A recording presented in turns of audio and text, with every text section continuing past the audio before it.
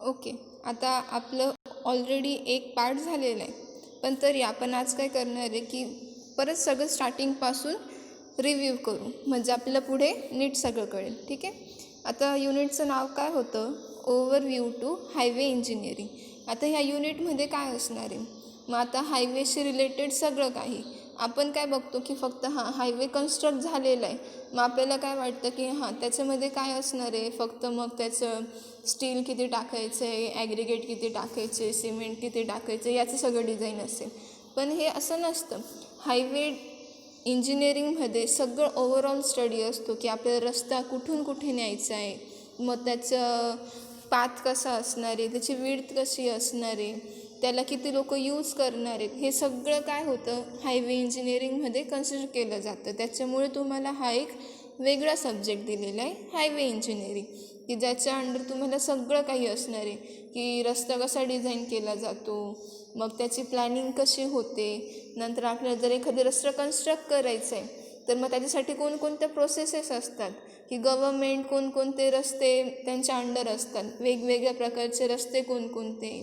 आता तुम्ही national highway ऐकलं असेल, स्टेट हायवे ऐकलं असेल, मग ते कोणत्या बेसिसवर त्यांना डिवाईड केलं जातं की यालाच नॅशनल हायवे म्हणायचं की याला स्टेट हायवे म्हणायचं. हे सगळं कशामध्ये असणार आहे तुम्हाला? हायवे इंजिनिअरिंगमध्ये. ठीक आहे. तर मग आज आपण काय करणार आहे, फर्स्ट युनिट चालू करतो आहे हायवे इंजिनिअरिंगचं. आता हे सगळं चालू करण्याआधी हायवे इंजिनिअरिंग हे सगळं चालू करण्याआधी हायवे कशासाठी यूज केला जातो? ट्रान्सपोर्टेशनसाठी. म्हणजे आपण काय करतो की रोडचा यूज करून ट्रॅव्हल करतो एका जागेवरून दुसऱ्या जागेवर जाण्यासाठी, किंवा आपला जो माल आहे किंवा आपल्याला काही विकायचं असेल ते आपला जो सामान आहे तो एका गावातून दुसऱ्या गावात नेण्यासाठी यूज करतो आपण रोड. ठीक आहे. म्हणजे हे काय झालं, एक ट्रान्सपोर्टेशनचा मोड झाला, एक मेथड झाली की आपण रोड यूज करून काय करतो, ट्रान्सपोर्टेशन करतो. मग आता ह्या वर्ल्डमध्ये आपण फक्त तेवढंच एक मेथड आहे का ट्रान्सपोर्टेशनसाठी, की आपण फक्त रोडच यूज करून ट्रान्सपोर्ट करतो का? नाही. आपण रेल्वे पण यूज करतो. रेल्वे झाली, म्हणजे रेल्वे पण काय झाली, एक मेथड झाली. कशासाठी? ट्रान्सपोर्टेशन करण्यासाठी. झालं. म्हणजे एक काय झालं, रोडवे, आणि दुसरं कोणते झालं, रेल्वे. 2 क्लिअर झाले. आता तिसरं, आपण एरोप्लेनने पण ट्रॅव्हल करतो, मग त्याला आपण काय म्हणतो, एअरवे. तिसरं झालं हे रोडवे, रेल्वे, एअरवे. आता फोर्थ, हे सगळं झालं.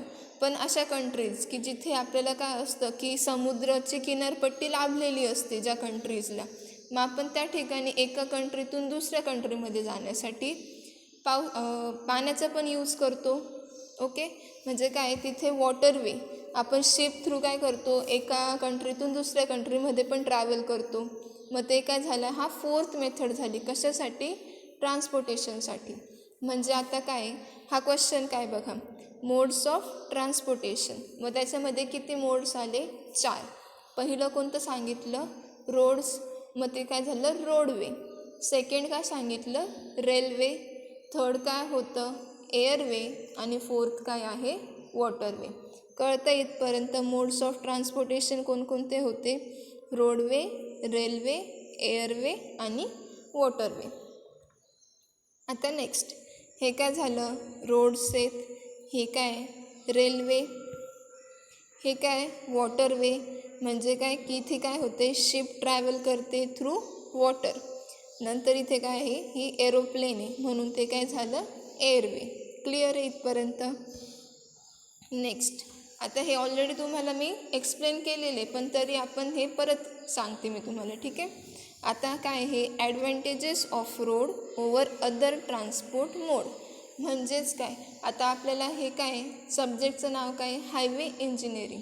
मग आपण इथे काय करतो आहे की फक्त रोड्सचे काय ॲडव्हान्टेजेस आहेत, कशावर, हे बाकीचे ज्या मेथड्स सांगितल्या, म्हणजे काय की वॉटरवे, रेल्वे, एअरवे, ह्या तिघांपेक्षा रोड का चांगला आहे, त्याचे काय त्याच्यावरती ॲडव्हान्टेजेस आहेत, हे कुठे एक्सप्लेन केलेले, ह्या स्लाईड्समध्ये.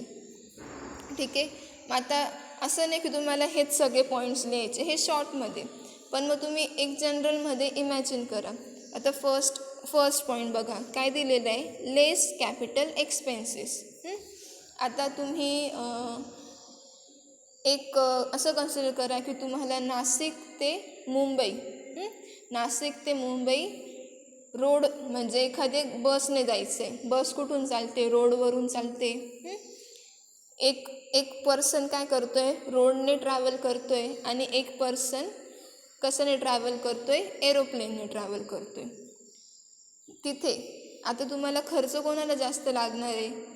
ऑब्वियस आहे, जो रोडवेने जातो आहे त्याला खर्च कसा होईल? कमी होईल. कशाच्या कम्पेअरने?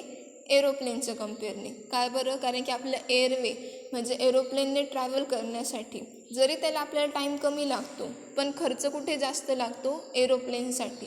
मग आता हा ॲडव्हान्टेज झाला रोडचा, की आपल्याला काय लागतं? खर्च कमी लागतो ज्यावेळेस आपण रोड्सने ट्रॅव्हल करतो. मग त्याचा हा काय झाला? ॲडव्हान्टेज झाला. लेस कॅपिटल एक्सपेन्सेस म्हणजे आपला जो एक्सपेन्स असतो ट्रॅव्हल करण्याचा तो कधी कमी लागतो? रोडवेने. फर्स्ट पॉईंट क्लिअर आहे. सेकंड पॉईंट बघू आता. डोअर टू डोअर सर्व्हिस म्हणजेच काय? आता तुम्हाला तुमच्या घरापासून एखाद्या गावी एखाद्या रिलेटिव्हच्या घरी जायचं असेल किंवा कॉलेजला जायचं आहे. समजा तुम्ही इथून कुठे, तुम्हाला नाशिकच्या एखाद्या कॉलेजला जायचं आहे. मग तुम्ही अजून एक केस इमॅजिन करा. तुम्ही काय केलं? रेल्वेने गेले. रेल्वेने जाण्यासाठी तुम्हाला काय करावं लागलं? आधी तुमच्या घरापासून नांदगावच्या स्टेशनला जावं लागेल. त्याच्यासाठी तुम्ही काय यूज कराल? परत रोडच यूज कराल. कुठून? तुमच्या घरापासून स्टेशनपर्यंत जाण्यासाठी. मग तुम्ही स्टेशनवरून ट्रेनमध्ये बसणार आणि मग कुठे पोहोचता? तुम्ही परत नाशिकच्या स्टेशनला. म्हणजे तुम्हाला जिथे जायचं आहे ॲक्च्युअलमध्ये, ज्या नाशिकच्या कॉलेजला जायचं आहे तिथे तुम्ही डायरेक्ट म्हणजे रेल्वे तुम्हाला तिथे पोहोचवते का? नाही पोहोचवते.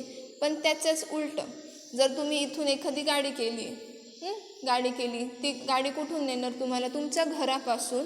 तर ते डायरेक्ट नाशिकच्या कॉलेजच्या गेटपर्यंत तुम्हाला तिथे सोडवेल. कधी? की जेव्हास आपण रोड यूज करतो आहे. म्हणजे हे काय झालं? एक ॲडव्हान्टेज झालं रोडचं. बाकीचे सगळं आता मी तुम्हाला एक्झाम्पल दिलं फक्त रेल्वेचं. मग तेच तुम्ही एक्झाम्पल वॉटरवेसाठी पण कन्सिडर करू शकताय आणि एअरवेसाठी पण कन्सिडर करू शकताय. कारण की ह्या तिघी मेथड्स ज्या आहे, हे तिघी मोड्स जे आहे ते आपल्याला डोअर टू डोअर सर्व्हिस देत आहे का? नाही देते. एरोप्लेन नाही आपल्याला घ्यायला येते, नाही तिथे पोचवून देते जिथे आपल्याला उतरायचं आहे, नाही करत. आणि वॉटरवेचा तर तसा संबंधच नाही. वॉटरवे लिमिटेड असतं की जिथे पाणी असणार आहे तिथेच आपण शिप थ्रू ट्रॅव्हल करू शकतो आहे. जिथे पाणी नाही तिथे आपण यूज करूच नाही शकत आहे. हे काय झालं? त्याचं लिमिटेशन झालं. म्हणजेच काय की रोड काय देते? डोअर टू डोअर सर्व्हिस देते. क्लिअर आहे सेकंड पॉईंट. थर्ड पॉईंट काय? Service in remote areas. आता रिमोट एरिया म्हणजे काय? की एकदम असे मागासलेले एरिया की जिथे आपल्याला काही फॅसिलिटी प्रोव्हाइड केलेली नसते गव्हर्मेंटकडून. म्हणजेच एखादी तुम्ही छोटं खेडं कन्सिडर करा की जिथे लाईट्स नसतात किंवा तुम्हाला बाकीच्या फॅसिलिटी प्रोव्हाइड केलेल्या नसतात. इलेक्ट्रिसिटी नाही आहे, गॅस नाही आहे. त्या ठिकाणी तुम्ही हे कन्सिडर पण नाही करू शकत की तुम्हाला तिथे रेल्वे भेटेल. नाही भेटत. त्या ठिकाणी तुम्हाला बस स्टँड कमी असतात, तिथे रेल्वे स्टेशन असणं तर इम्पॉसिबल आहे. आणि एअरवे म्हणजे एरोप्लेनचा तर प्रश्नच येत नाही. आणि शिप थ्रू पण आपण त्या ठिकाणी ट्रॅव्हल नाही करू शकत आहे. मग असे जे एरिया असतात त्या ठिकाणी तिथले लोक कोणती सर्व्हिस किंवा कोणता मोड यूज करतात ट्रॅव्हल करण्यासाठी? रस्ता. म्हणजे ते काय करतात? रोडवरून जातात. मग ती कोणतीही गाडी असो, बस असो किंवा त्यांची प्रायव्हेट व्हेकल असो, पण ते मोड कोणता यूज करताय? रोडवे यूज करताय. म्हणजेच काय की रोडवे परत त्याचं एक ॲडव्हान्टेज झालं की तो काय करतो आहे की जे रिमोट एरिया असतात, जे मागासलेले गावं असतात त्या ठिकाणी रोडवे त्याची एक सर्व्हिस देत असतो बाकीच्या लोकांसाठी.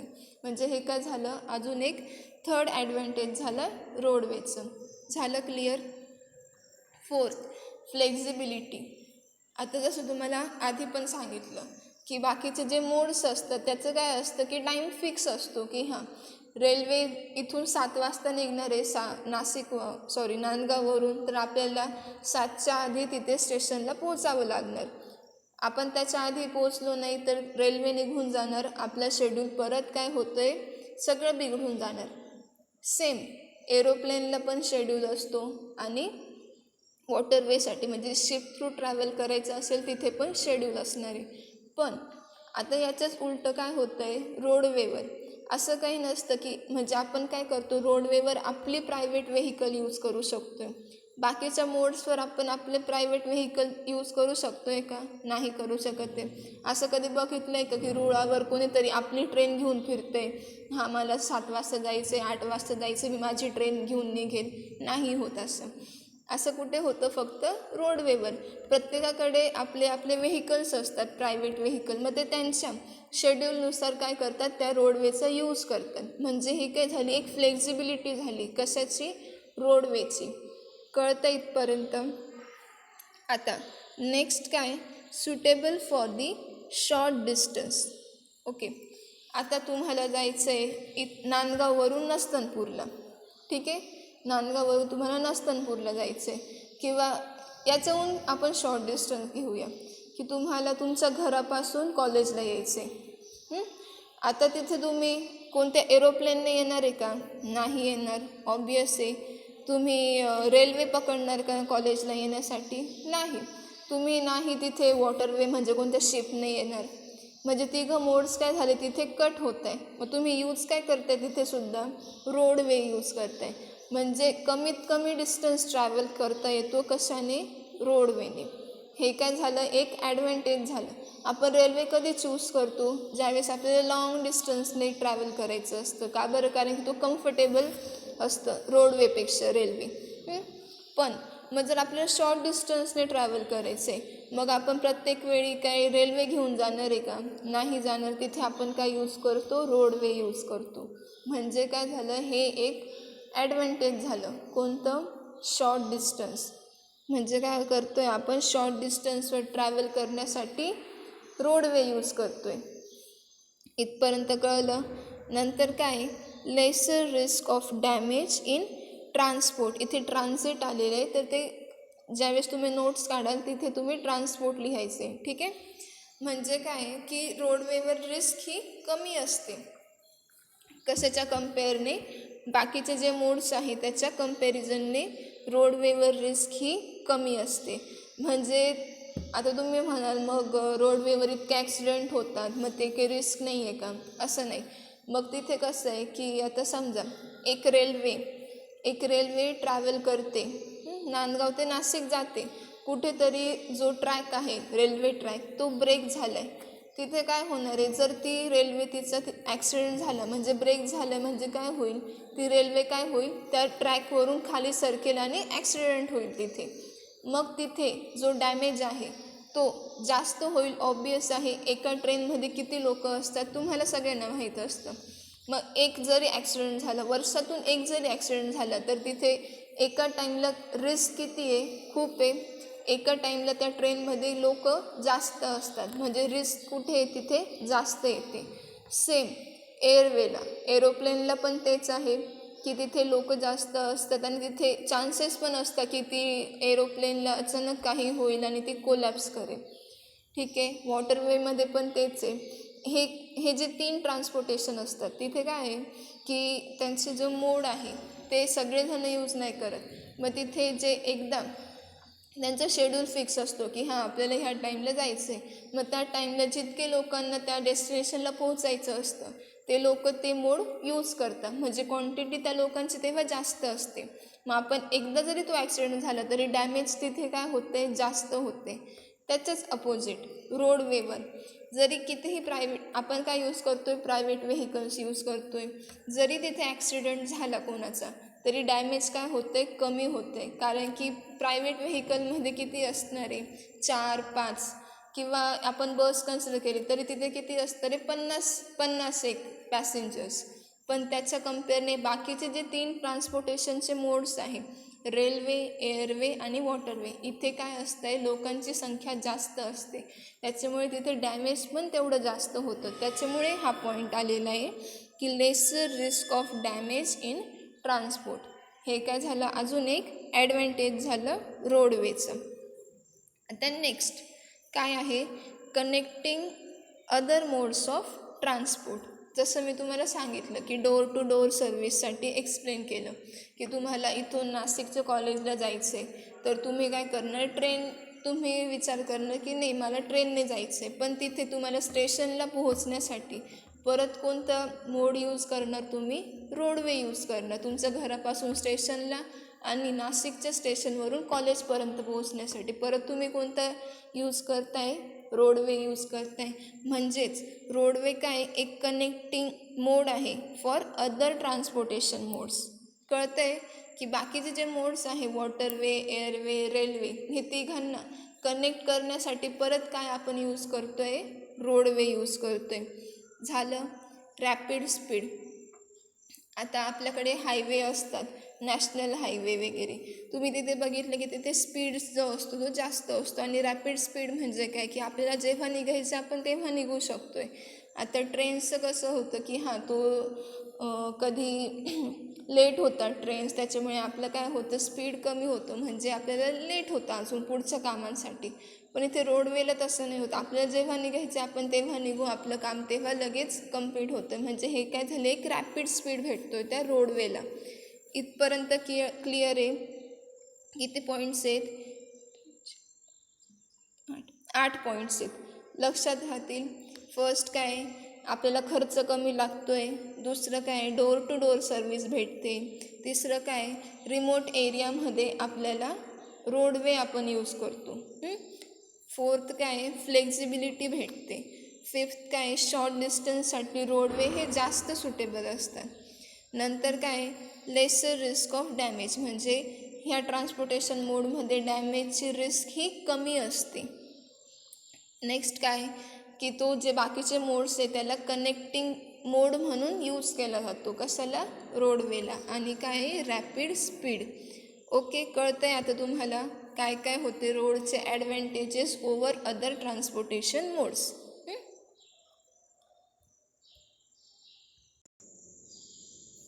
ओके,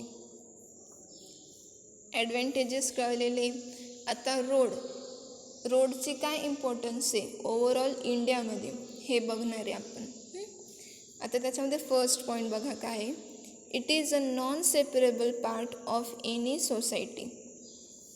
म्हणजेच काय, आता तुम्ही एखादी गाव कन्सिडर करा किंवा जस्ट एकदा इमॅजिन करून बघा की इंडियामध्ये एकही रोड नाही आहे. आपण काय करतो आहे, फक्त रेल्वे, एअरवे, वॉटरवेने ट्रॅव्हल करतो आहे. इमॅजिन होतं आहे असं काही नाही होते. म्हणजे हे काय झालं, एक नॉन सेपरेबल पार्ट आहे की म्हणजे रोडशिवाय आपलं पुढचे काम चालू होऊच नाही शकत आहे. आपण कितीही नवीन डेव्हलप केलं पण त्या ठिकाणी आपल्याला रोड्स हे लागणार आहेतच. कितीही नवीन इन्व्हेन्शन झाले पण तरीसुद्धा आपल्याला त्या ठिकाणी पोहोचण्यासाठी आपल्याला रोड्सची गरज आहेच. म्हणजे काय झालं की it is a non separable part of any society. आता तुम्ही डेव्हलप कंट्री बघा, जशी अमेरिकासारखे बघा, की त्या ठिकाणी कितीही डेव्हलप झाले पण त्यांच्या इथे रोड्स आहेतच. असं नाही ना की जर ते जास्त एअरवेचं यूज करत आहे मग त्यांनी रोड्स कन्स्ट्रक्ट करणं सोडून दिले, नाही. तिथे त्यांना रोड्स हे प्रोव्हाइड करावेच लागत आहे, कारण की ते आपण सेपरेट करूच नाही शकत आहे सोसायटीमधून. म्हणून हा एक पॉईंट येतो आहे की it is a non separable part of any society. कुठूनच आपण रोड्स हे काढून टाकू नाही शकत, त्याच्याशिवाय आपले पुढचे कोणतेच जी प्रोग्रेस आहे ती होणार नाही. कळतो आहे फर्स्ट पॉईंट काय आहे. Second, it is responsible for the development of the civilization. आता सर्वात जास्त फरक नाशिक सिटीमध्ये आणि जे खेडे आहे, सर्वात मोठा डिफरन्स काय येतो की नाशिक सिटीला कनेक्ट करणारे रोड्स खूप असतात, की म्हणजे ते नाशिकवरून पुण्याला जाऊ शकत आहे आणि ते रोड्स कसे असतात, स्टेट हायवे, नॅशनल हायवे असे प्रोव्हाइड केलेले असतात. म्हणजे जे हे हायवेज असतात त्याच्या थ्रू काय करता येते की नाशिक सिटीवरून त्याच्याहून मोठ्या सिटीमध्ये जाण्यासाठी त्यांना एक कनेक्टिंग रोड भेटतो आहे, की म्हणजे त्यांना तेवढं त्या रोडवरून स्पीडने जे काही ट्रॅव्हल करायचे तेवढं त्यांना स्पीड पण भेटतो. आता हे कशासाठी सांगितलं तुम्हाला की नाशिक सिटीमध्ये जर ते काहीतरी कंपनी आहे, एखादी कंपनी आहे समजा, ते काय करताय की एखादी मटेरियल आहे किंवा एखादी ऑब्जेक्ट आहे ते काय करताय, डिझाईन करताय त्या कंपनीमध्ये, तयार करताय. आणि त्यांना काय करायचं आहे, ते जे डिझाईन केलेलं आहे किंवा जे काही ऑब्जेक्ट त्यांनी तयार केलेला आहे तो एखाद्या वेगळ्या सिटीमध्ये त्यांना काय करायचं आहे, एक्सपोर्ट करायचं आहे, म्हणजे तो तिकडे विकायचा आहे. मग ते विकण्यासाठी त्यांना काहीतरी ट्रॅव्हल करावं लागणार आहे. आणि ते ट्रॅव्हल होण्यासाठी त्यांच्याकडे काय असतं, कनेक्टिंग रोड आहेत. नाशिक सिटी तिथे काय आपल्याला कनेक्टिंग रोड्स आहे की मोठ्या सिटीमध्ये जाण्यासाठी. मग ते काय होते, ते त्या स्पीडने कुठे पोचत आहे, त्या मुंबई सिटीमध्ये पोहोचून जात आहे. पण त्याच्या अपोजिट काय आहे की एखादी छोटंसं खेड आहे की जिथे त्या गावामध्येच काही रोड्स अवेलेबल नाही आहे. आणि ते काय करताय, त्यांचे शेतीचे पिकं आहे समजा, शेतीचं काहीतरी पीक आलेलं आहे त्यांचं, आणि त्यांना काय करायचे, ते एक्सपोर्ट करायचे. एक्सपोर्ट करण्यासाठी त्यांना एखाद्या मोठ्या सिटीमध्ये जावं लागणार आहे की जिथे त्यांना चांगला भाव भेटेल. त्यांचा जो पीक आहे त्यांना त्याचा चांगला भाव भेटेल त्या ठिकाणी. पण तिथे प्रॉब्लेम काय होतो आहे की त्यांना कनेक्टिंग रोड्स नाही आहे त्या सिटीमध्ये जाण्यासाठी. मग त्यामुळे ते काय करतात, तिथले लोक तिथल्याच आजूबाजूच्या एरियामध्ये ते काय असेल त्यांचा माल जो आहे तो तिथे विकून टाकतात कमी भावामध्ये. म्हणजे इथे नुकसान कोणाचं होतं आहे, जे छोट्या खेड्यातले लोक आहे त्यांचं नुकसान होतं आहे. म्हणजे तिथले जे लोक आहे त्यांची डेव्हलपमेंट होते का, नाही होते, त्यांना पैसा भेटत नाही आहे, त्याच्यामुळे जे खेड आहे त्याची प्रोग्रेस होत नाही आहे. पण त्याचंच अपोजिट नाशिक म्हणजे जे सिटीसारखे एरिया आहे तिथे काय होतं आहे, कंटिन्युअसली तिथे डेव्हलपमेंट होत असते. तिथल्या जी आता सिटीचं डेव्हलपमेंट होते म्हणजे सिटीमधले राहणारे जे लोक असतात त्यांचीसुद्धा प्रोग्रेस होते. का बरं, कारण की त्यांना एक ट्रान्सपोर्टेशनसाठी मोड भेटतो आहे, म्हणून तिथे काय होते, त्यांची प्रोग्रेस होते. आणि त्याच्याच अपोजिट जे खेड्यामधले लोक असतात त्यांची काय होते, प्रोग्रेस होत नाही. म्हणून हा सेकंड पॉईंट आलेला आहे की roads in India is responsible for the development of this civilization. कळतं आहे, म्हणजे काय की रोड जे आहे की ती कशावर ॲफेक्ट करते, डेव्हलपमेंटवर, तिथल्या सिव्हिलायझेशन म्हणजे तिथे जे लोक आहे, जी सोसायटी आहे त्याला काय म्हणतात, सिव्हिलायझेशन. कळतं आहे. आता थर्ड पॉईंट बघा, it meats the travel requirement of people and transport requirement of the goods. म्हणजेच काय की जे रोड्स असतात ते काय करतात, जी काही आपली रिक्वायरमेंट असते कशासाठी, ट्रॅव्हल करण्यासाठी, ती सगळी कंप्लीट करतात. म्हणजे जर आपल्याला नाशिक ते नांदगाव जायचं आहे असं, मग त्यासाठी आपल्याला काय काय लागणार आहे, एक गाडी लागणार आहे, एक रस्ता लागणार आहे चांगला, त्या रस्त्यावरून आपण ट्रॅव्हल करू शकतो आहे. हे सगळं कोण कंप्लीट करतं आहे, रोड. एक रोड आपल्याला सर्व्हिस देते की आपण ह्या जागेवरून दुसऱ्या जागेवर ट्रॅव्हल करू शकतो आहे. आपण पण ट्रॅव्हल करू शकतो आहे आणि आपण आपल्यासोबत आपला जर एखादी काही माल असेल दुसऱ्या सिटीमध्ये न्यायचा असेल तो सुद्धा आपण रोडवेने नेऊ शकतो आहे. हे काय झालं, त्याचं एक इम्पॉर्टन्स झालं, कशाचं, रोडवेचं ओव्हर इंडिया. कळतं आहे. थर्ड पॉईंट क्लिअर आहे. आता fourth point, it is one of the key infrastructure of a country. आता इन्फ्रास्ट्रक्चर म्हणजे काय, इन्फ्रास्ट्रक्चरमध्ये जे मोठे मोठे कन्स्ट्रक्शन होतात, जसं डॅम आहे, ब्रिज आहे किंवा एखादी वियर आहे, वियर म्हणजे काय, बंधारा, नंतर मोठ्या मोठ्या बिल्डिंग्स आहेत, हे सगळं कशाच्या अंडर येतात, इन्फ्रास्ट्रक्चर. म्हणजे यांना सगळ्यांना काय म्हणतात, इन्फ्रास्ट्रक्चर. कळतं आहे. आता जर आपल्याला एखादी डॅम कन्स्ट्रक्ट करायचं आहे, एखादी आपण लोकेशन डिसाईड केली की हां इथे आपल्याला एक डॅम कन्स्ट्रक्ट करायचा आहे, पण आता तो डॅम कन्स्ट्रक्ट करण्यासाठी आपल्याला आपण जिथे आहेत त्या जागेवरून त्या लोकेशनवर पोचावं लागणार आहे. आपलं जे काही माल लागणार आहे, कॉन्क्रीट लागणार आहे, सिमेंट लागणार आहे, स्टील लागणार आहे, लेबर्स लागणार आहे, जे काही असणार आहे ते आपण जिथे आहे तिथून त्या लोकेशनला न्यावं लागणार आहे. पण मग हे नेण्यासाठी आपण काय यूज करतो आहे, परत रोड्स यूज करतो आहे. म्हणजेच काय होतं आहे की बाकीचे जे मोठे मोठे इन्फ्रास्ट्रक्चर आहे, म्हणजे डॅम आहे, ब्रिज आहे, बिल्डिंग्स आहे, जे काही असतील ते आपल्याला डेव्हलप करण्यासाठी परत कोणाची गरज लागते, फर्स्ट रोडवेची. म्हणजेच काय की आपल्याकडे खूप म्हणजे डिझाईन करून झालं की आपल्याला इथे इथे डॅम बांधायचा आहे, इथे बिल्डिंग बांधायची, इकडे ब्रिज करायचं, इकडे टनेल करायचे, सगळं काही डिसाईड झालं आहे.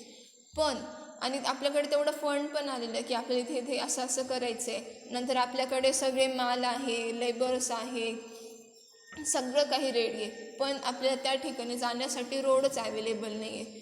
होईल का आपलं इन्फ्रास्ट्रक्चर ते कन्स्ट्रक्ट? नाही होणार. म्हणजे काय होतं आहे की रोडवे ही एक की इन्फ्रास्ट्रक्चर आहे कंट्रीचीच नाही तर पूर्ण ओव्हरऑल जे काही बाकीच्या कंट्रीज आहेत, ओव्हरऑल वर्ल्डची रोडवे काय एक की इन्फ्रास्ट्रक्चर आहे, की म्हणजे रोड्स जर नसतील तर आपण पुढची प्रोग्रेस तिथेच स्टॉप होते, जर आपल्याकडे त्या ठिकाणी ट्रॅव्हल करण्यासाठी रोडच नसणार आहे. कळतं इथे? आता नेक्स्ट काय? Economic prosperity and general development of a country.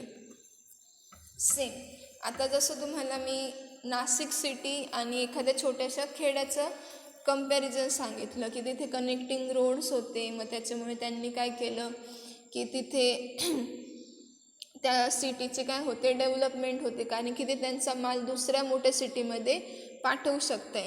त्याच्याच अपोजिट छोट्या खेड्यांमध्ये काय होते की तिथे त्यांना कनेक्टिंग रोड्स नाही आहे, त्यामुळे त्या खेड्याची प्रोग्रेस होत नाही. का बरं? कारण की त्यांना त्यांच्या पिकाचा माल म्हणजे पिकाला जी किंमत भेटायला हवी ती भेटत नाही आहे.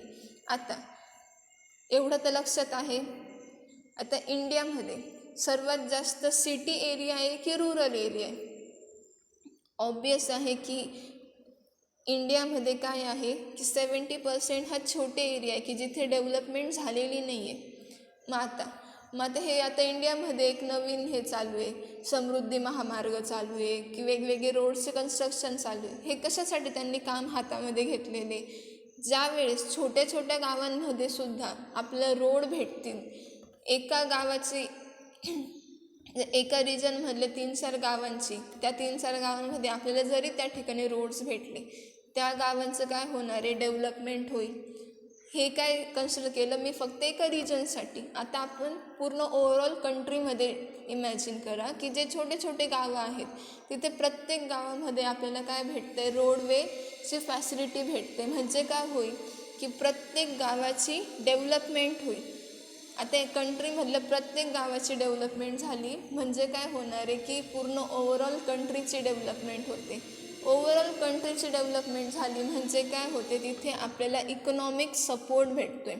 डेव्हलपमेंट होतं आहे म्हणजे काय की आपण एखाद्या गावामध्ये बिझनेस चालू केला, त्याची स्वतःची डेव्हलपमेंट झाली त्या पर्सनची, तो काय करतो आहे? त्याचा बिझनेस वाढतो आहे, मग त्याच्याकडे पैसा येतो आहे, मग तो पैसा म्हणजे त्या गावामध्ये चलन फिरण्यासाठी आपल्याला काय भेटतो? पैसा भेटतो आहे. आता सेम तेच ओव्हरऑल कंट्रीमध्ये इमॅजिन करा की पूर्ण कंट्रीमध्ये काय पैसा फिरतो आहे, चलन. म्हणजे काय होतं आहे की सगळी जी इकॉनॉमिक आपलं सगळं काही चालतं ते सगळं काय होईल? त्याची डेव्हलपमेंट होईल. आता हे लॉकडाऊनमध्ये काय झालं की काहीच आपलं काय सगळं काही ठप्प, सगळं काही बंद झालं. त्याच्यामुळे काय झालं? पैसा कुठे फिरला नाही. त्यामुळे आपला जो GDP आहे तो कमी झाला. म्हणजे ओव्हरऑल कंट्रीची इकॉनॉमिक जी डेव्हलपमेंट असते ती काय झाली? कमी झाली. कशामुळे? लॉकडाऊनमुळे. आता तेच तुम्ही छोट्या गावांसाठी इमॅजिन करू शकताय. लॉकडाऊनमध्ये काय केलं? आपण ट्रॅव्हल केलं नाही एका जागेवरून दुसऱ्या जागेमध्ये, म्हणजे आपला जो माल आहे तो दुसऱ्या ठिकाणी गेलाच नाही, आपण आपल्याकडेच राहिला तो, म्हणजे कोणाचं? सगळ्यांचं तेच झालं. मग सेम हीच कंडिशन काय होते? छोट्या खेड्यांमध्ये होते. त्यांना दुसऱ्या गावामध्ये जाता नाही येते, त्याच्यामुळे तिथला जो GDP म्हणजे तिथलं जी इकॉनॉमिक डेव्हलपमेंट आहे ती काय होते? कमी होते. इथपर्यंत कळतं आहे? म्हणून काय दिलेलं आहे की इकॉनॉमिक प्रॉस्पेरिटी आणि जनरल जी डेव्हलपमेंट असते कंट्रीची ती कशावर डिपेंड असते? रोडवेवर. जर तिथल्या लोकांना रोड्स असतील ट्रॅव्हल करण्यासाठी तर त्या पूर्ण कंट्रीची सुद्धा डेव्हलपमेंट होते. कळतं इथपर्यंत? नेक्स्ट काय आहे? Strategic movement in emergency of its progress. म्हणजेच काय? आता तुम्ही समजा एखादी मिलिटरी किंवा काहीतरी कन्सिडर करा की तिथे म्हणजे स्ट्रॅटेजिक मूवमेंट करायची आपल्याला. ठीक आहे. लास्ट पॉईंट काय होता? Strategic movement in emergency of its progress.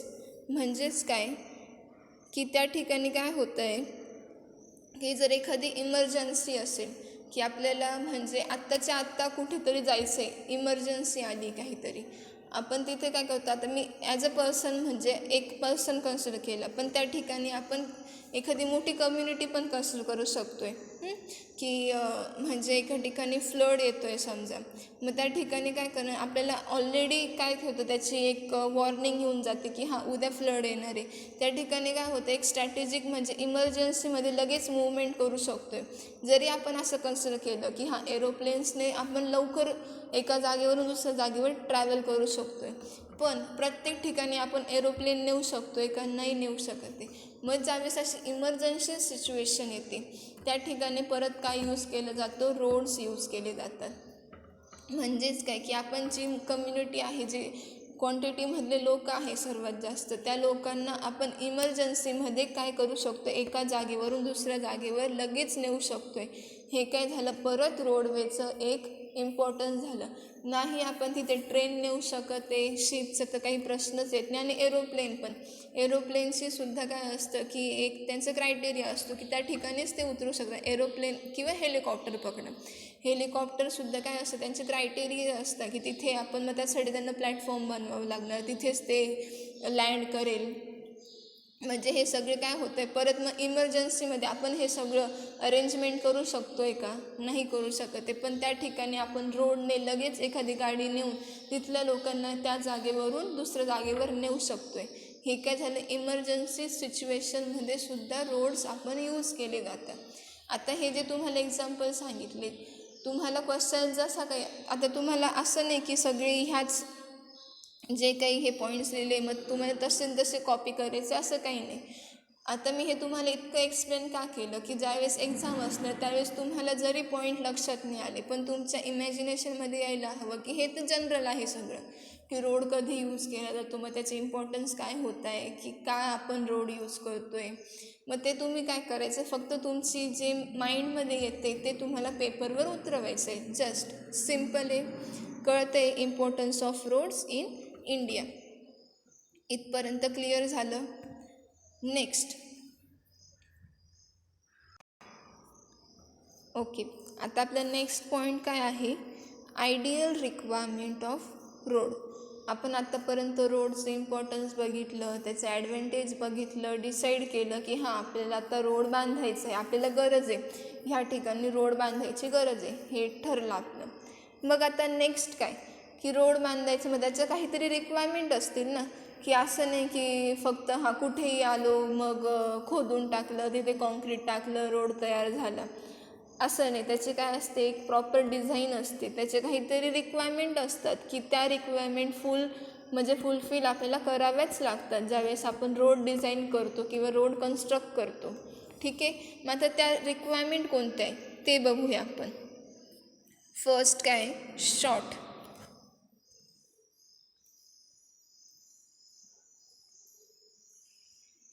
ठीक आहे, आता शॉर्ट म्हणजे काय, जर तुम्हाला हा एक पॉईंट आहे, हे काय नाशिक आहे आणि इथे काय नांदगाव आहे. तुम्हाला काय करायचं आहे, नाशिक ते नांदगाव एक रस्ता बांधायचा आहे. ओके, हे काय आहे नांदगाव आणि हे आहे नाशिक. नांदगाव ते नाशिक तुम्हाला एक रोड कन्स्ट्रक्ट करायचा आहे. मग तुम्ही कोणता पाथ चूज कराल, असे जाल का, इथे असं एक गोल रोड बांधणार आणि इकडे एवढा मोठा रोड ट्रॅव्हल करणार आहे का, नाही. ते तुम्ही कोणता पाथ चूज करणार आहे, जो शॉर्ट आहे. म्हणजे तुम्ही कसे जाणार, इथून ते असे का असे जाणार, ऑब्वियसली नाही. का बरं, कारण की हा काय होतो आहे, लॉंग रूट होतो आहे. नाशिक ते नांदगाव जाण्यासाठी हा काय होतो आहे, लॉंग रूट होतो आहे. पण इथे काय होतो आहे, हा जो आहे तो काय झाला, एक शॉर्ट रूट झाला. कळतं आहे, म्हणजे काय, आपण जर रोड कन्स्ट्रक्ट करायचं आहे, आपण कोणता पाथ चूज करणार आहे, जो शॉर्टेस्ट रूट तयार होतो आहे, डेस्टिनेशन टू डेस्टिनेशन. जो शॉर्टेस्ट रूट आहे तो आपण डिसाईड करू. म्हणजे ही काय झाली, एक रिक्वायरमेंट झाली रोडची, की आपण शॉर्टेस्ट पाथ सिलेक्ट करतो. कळतं आहे इथपर्यंत.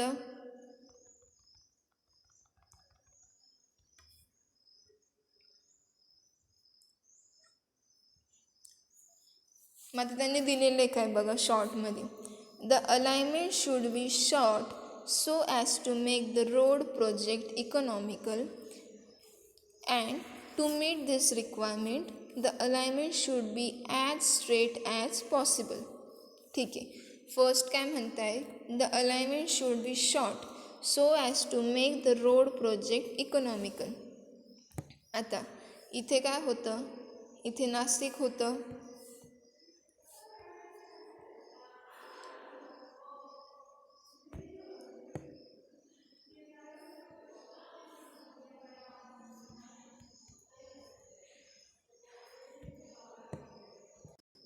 ठीक आहे. आता ते काय सांगितलं की इथे काय आहे, नाशिक आहे, इथे नांदगाव आहे. ते काय म्हणत आहे की एकदम शॉर्ट जो पाथ असतो तो आपण चूज करणार आहे. का बरं? कारण की जर इथे बघा, हा काय झाला शॉर्ट रूट झाला, हा काय झाला एक लॉंग रूट झाला. आता हा रस्ता कन्स्ट्रक्ट करायला जास्त खर्च लागणार आहे की हा रस्ता कन्स्ट्रक्ट करायला? ऑब्वियस आहे, हा रूट काय होतो आहे, जास्त मोठा होतो आहे, लॉंग होतो आहे. तिथे काय होतं आहे, त्या ठिकाणी आपल्याला तर रोड कन्स्ट्रक्ट करायला जास्त पैसा लागेल. आता मग आपण असा प्रोजेक्ट चूज करणार की जिथे जास्त पैसा लागणार आहे की असा की जिथे कमी पैसा लागणार आहे? ऑब्वियस आहे, आपण कोणता चूज करू की जिथे कमी पैसा लागणार आहे. का बरं? की हा रूट काय आहे, शॉर्ट आहे. मग जर रूट शॉर्ट असेल तर त्या ठिकाणी सगळं काही कमी होईल. जे काही आपल्याला मटेरियल लागणार आहे ते कमी होतील, लेबर्स कमी होत आहे, नंतर तो प्रोजेक्ट कंप्लीट होण्यासाठी जे दिवस लागणार आहे ते सुद्धा काय होतील, कमी होतील. म्हणून काय करतो आपण, शॉर्ट जो रूट असतो तो सिलेक्ट करतो. फर्स्ट पॉईंट क्लिअर झाला. नेक्स्ट काय आहे, to meet this requirement the alignment should be as straight as possible.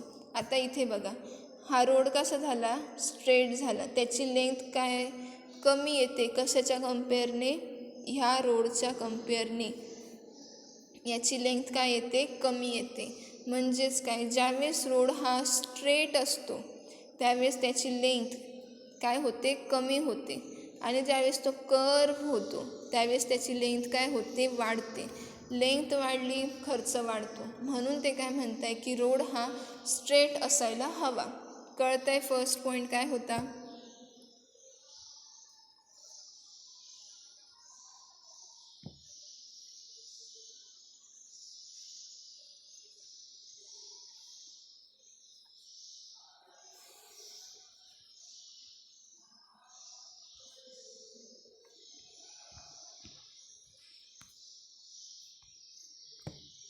Okay.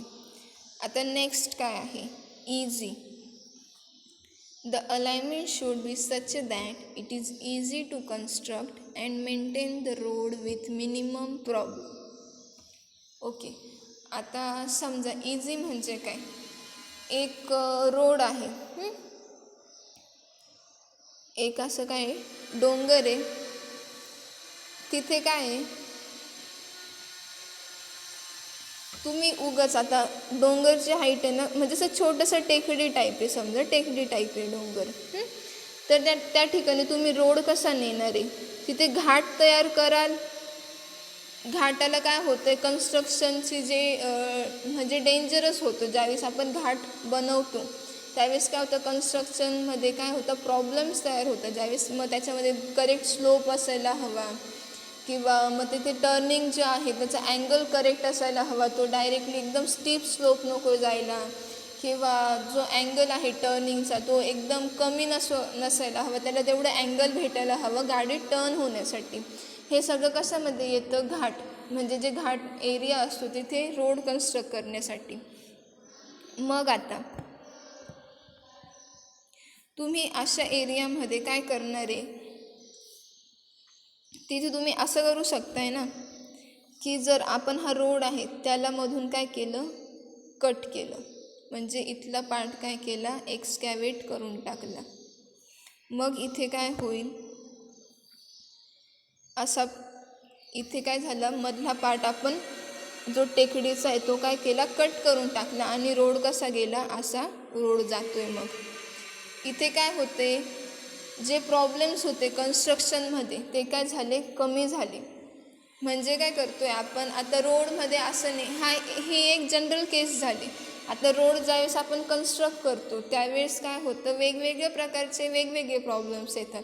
मग आपण त्या ठिकाणी काय करणार आहे, जे काही प्रॉब्लेम्स आहेत त्याच्यासाठी एक वेगवेगळे ऑप्शन सर्च करणार की आपण हे प्रॉब्लेम सॉल्व करण्यासाठी कोणकोणत्या मेथड्स यूज करू शकतो आहे, आणि मग फायनली कोणती मेथड यूज करणार आहे जी ह्या सगळ्या याच्यामधली इझी असणार आहे. म्हणजे कन्स्ट्रक्शन पण आपलं सिम्पल होणार आहे आणि कन्स्ट्रक्शन केल्यानंतरसुद्धा कन्स्ट्रक्शन केल्यानंतरसुद्धा ते मेंटेन पण व्हायला हवं, ते सुद्धा मेंटेनन्स हा सिम्पल असायला हवा. अशाच आपण ऑप्शन सिलेक्ट करणार आहे, अशीच मेथड आपण सिलेक्ट करणार आहे. कळतं आहे? आता हे रोडसाठी आपण कोणतंही जनरली काही आपल्याला काम असेल, आपण सर्वात लवकर कुठे जातो, जी इझी मेथड असते ते काम कंप्लीट करण्यासाठी. सेम रोडसाठी की जी इझी मेथड असणार आहे, जो इझी पाथ असणार आहे तो आपण काय करतो, सिलेक्ट करतो. कळतं इथपर्यंत?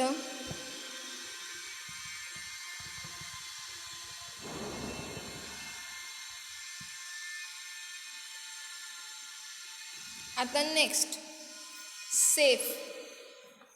फर्स्ट काय होतं, शॉर्ट झाला. नेक्स्ट काय झालं, इझी झाला. सेफ, थर्ड पॉईंट काय आहे, safe. The alignment should be safe for traffic operation. It should be safe for the construction and maintenance of the road. Easy आणि सेफ हे जे पॉईंट्स आहेत ते काय होत आहे, सारखेच होत आहे. इझीमध्ये काय आहे की कन्स्ट्रक्शन हे इझी असायला हवं, आणि सेफमध्ये काय आहे की कन्स्ट्रक्शन हे सेफ असायला हवं. म्हणजे आपण एखादी ऑप्शन चूज केला की तो इझी आहे, तो काय आहे, इझी आहे, पण तो सेफसुद्धा असायला हवा. म्हणजे आता जसं मी तुम्हाला सांगितलं, इथे काय केलं, एक असा डोंगर आहे, तिथे काय केलं आपण, इथे कट केला रोड, आणि त्या ठिकाणी काय झालं, असं रोड कट केला, इथला जो पार्ट होता तो कट केला आणि इथून रोड पास केला. ठीक आहे, ही काय झाली आपल्यासाठी एक इझी मेथड झाली. पण मग ती सेफ पण आहे का, ते पण आपल्याला चेक करावं लागणार आहे. आता जर समजा आपण सगळं हे कन्स्ट्रक्ट करून झालं इझी मेथडने, आणि आपण त्याची सेफ्टी बघितलीच नाही की तो सेफ आहे की नाही आहे, आणि काय झालं की ज्यावेळेस रोड आपण यूज करायला लागले, पब्लिक यूज करायला लागले रोड, आणि मग त्या दिवशी काय झालं की जर इथला जो हा पार्ट आहे हे काय झालं, इथली माती डायरेक्टली रोडवर कोलॅप्स होऊ शकते. हे सगळं इकडे कोलॅप्स होऊ शकते. म्हणजे हे इथे काय होतं आहे, हे काय सेफ झालं का, नाही झालं.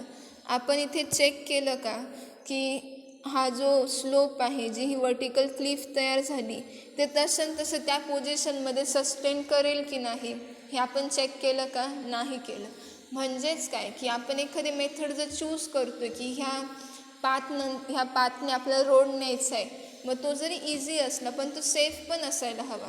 म्हणजे हे सगळं काय करायला लागतं, आपल्याला चेक करायला लागतं आहे की तो सेफ आहे की नाही. ठीक आहे, आपण काय केलं, मग आता इथे काहीतरी प्रोव्हिजन दिली, नेट टाकली किंवा काहीतरी त्याच्यामध्ये कन्स्ट्रक्ट केलं, इथे एम्बॅकमेंट कन्स्ट्रक्ट केली, वॉल कन्स्ट्रक्ट केली. म्हणजे काय होते, इथले मागची जी माती आहे ती वॉल सस्टेन करेल. मग आता तिथे पण आपल्याला खर्च किती लागतो आहे हे पण बघावं लागणार आहे की म्हणजे सेफ पण झालं, इझी पण झालं, पण खर्च खूप लागतो आहे, ते पण नाही चालणार आपल्याला.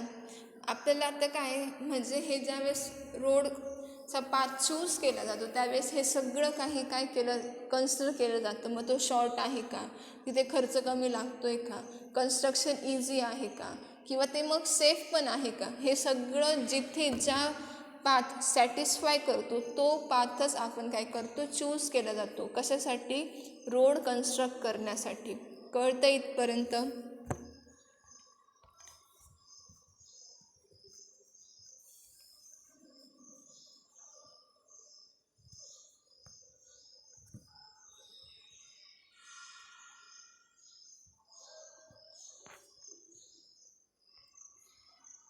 आता नेक्स्ट काय आहे, इकॉनॉमिकल. ओके, आता जसं तुम्हाला सांगितलं की कमी पण असायला हवं, इझी पण असायला हवं, सेफ पण असायला, पण त्याचा खर्चसुद्धा कमी असायला हवं. त्याला काय म्हणतात, इकॉनॉमिकल. इकॉनॉमिकल म्हणजे काय, कमीत कमी खर्चामध्ये जे आपण काम करतो त्याला काय म्हणतात, इकॉनॉमिकल, कमीत कमी खर्चामध्ये. मग हे जे कन्स्ट्रक्शन आहे ते सुद्धा इकॉनॉमिकल असायला हवं. मग पॉईंट काय आहे, the alignment should B economical in its cost of construction, maintenance and traffic operation. ठीक आहे, म्हणजेच काय, कन्स्ट्रक्ट करायला जो खर्च लागतो आहे तो सुद्धा कमी असायला हवा. आता कन्स्ट्रक्ट करून झालं, मग त्या रोडला आपल्याला मेंटेन पण करायचे, मग ते मेंटेनन्सचा जो खर्च असतो तो सुद्धा कमी असायला हवा. आणि जो ट्रॅफिक ऑपरेशन आहे, म्हणजे तिथे जर आता सगळं मेंटेनन्स झालं, कन्स्ट्रक्शन झालं, रोड म्हणजे त्या रोडवर काय होतं आहे, व्हेकल ट्रॅव्हल करत आहे, ते सुद्धा काय असायला हवं, त्याचंसुद्धा खर्च कमी असायला हवा. ट्रॅफिक ऑपरेशन, मग त्याच्यामध्ये जर तुम्हाला काही सिग्नल्स द्यायचे किंवा काही टोल बांधायचा आहे तिथे, हे सगळं काय होतं, कन्सिडर केलं जातं रोड कन्स्ट्रक्शनमध्ये, की त्याचा खर्च हा कमीत कमी असायला हवा. आता तुम्ही टेंडर बघतात, टेंडर कोणता चूज केला जातो, जे हे सगळं काही सॅटिस्फाय करतं, की ते म्हणजे जी सर्विस आहे ती पण एकदम प्रॉपर देणार आणि जे कमीत कमी खर्चात त्यांना ती सर्विस देणार, त्यांचं टेंडर हे काय होतं, पास होतं. ऐकलंच असेल, जरी तुम्ही आता सेकंड इयरला तुम्हाला हे सगळं काही झालेलं नसेल तरीसुद्धा एक जनरलमध्ये सांगते, तुम्ही हे ऐकलंच असेल की हा टेंडर ऐकलं आहे, तुम्ही न्यूजमध्ये बघतात की हा टेंडरबद्दल ऐकतात किंवा न्यूजपेपरमध्ये कंटिन्युअसली टेंडरबद्दल येत असतं. मग आता हे सगळं काय होतं, जे टेंडर हे सगळे कंडिशन सॅटिस्फाय करतात ते काय होतं, सँक्शन होतात किंवा ते पास होतात पुढे. कळतं आहे, इकॉनॉमिकल. फोर्थ पॉईंट पण कवर झाला, इकॉनॉमिकल. आता नेक्स्ट काय आहे, युटिलिटी. आता युटिलिटी म्हणजे काय, ठीक आहे, आपण एक रस्ता बघितला, म्हणजे एक वे डिसाईड झालं की आपल्याला ह्या रूटने असं असं जायचं आहे, मग तो सेफ पण आहे, तो काय शॉर्ट पण आहे, त्याचा खर्च पण कमी लागतो आहे, कन्स्ट्रक्शन पण इझी होते. हे सगळं त्याने सॅटिस्फाय केलं. पण त्या रोडवर जाणारे लोकच नाही आहे, इथे ना कोणतं गाव आहे, इथे कोणतं गाव आहे, म्हणजे काय की इथे एक डेस्टिनेशन आहे, इथे एक डेस्टिनेशन आहे, इथून जाणारे लोक कमी असणारे. पण मग आपण रोड कोणता चूज करणार तिथे पाथ, की तिथे त्या रोडच्या आजूबाजूचे जे छोटे छोटे गावं आहेत ते सुद्धा काय होतील, ते सुद्धा त्या रोडपर्यंत ट्रॅव्हल करू शकतील. अशा ठिकाणी आपण काय करतो, असा पाथ चूज करणार. म्हणजे काय की ते जो रोड आहे, जो आपण पाथ चूज केलेला आहे, त्या पाथने जास्तीत जास्त लोक त्या रोडचा यूज करतील असा पाथ आपण चूज करणार. जरी तो सेफ असला, जरी तो इझी असला, जरी तो त्याचा खर्च कमी लागतोय, तरीसुद्धा आपण असा पाथ चूज नाही करणार की जिथे त्या रोडचा कोणी यूजच नाही करणार. आपण सगळं काही सॅटिस्फाय केलं, पण त्या रोडचा यूज करणारे पण तर कोणी असायला पाहिजे त्या ठिकाणी. कळतं आहे, म्हणजे त्याची युटिलिटीसुद्धा इम्पॉर्टंट आहे. ठीक आहे, आता नांदगाव ते आपण नाशिक बस चालू झाल्या होत्या, पण त्या बसचं जर समजा कोणी यूजच करत नाही आहे, तर काय होईल, एका काळानंतर त्या बस काय होतील, बंद होतील. का बरं, कारण त्यांना पॅसेंजरच भेटत नाही आहे. सेम तुम्ही हे रोडसाठी कन्सिडर करा की आपण तिथे सगळं काही खर्च केला, पण त्याच्यानंतर आपल्याला काय करावं लागतं आहे, मेंटेन पण करावं लागतं आहे तो रोड.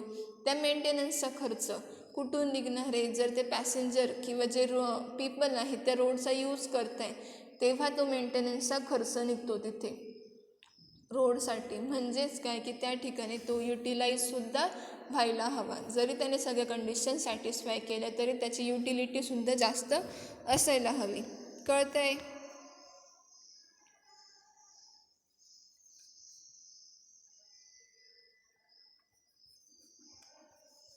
काय दिले त्यांनी, the alignment should be such that it would offer maximum utility by serving maximum population and the product.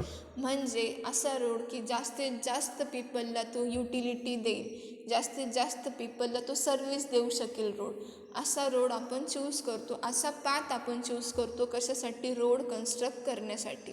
कळतं आहे. आता इथे आपण हा एक लेक्चर संपवू, बाकीचं जे पार्ट आहे तो आपण नेक्स्ट लेक्चरमध्ये बघूया. ठीक आहे.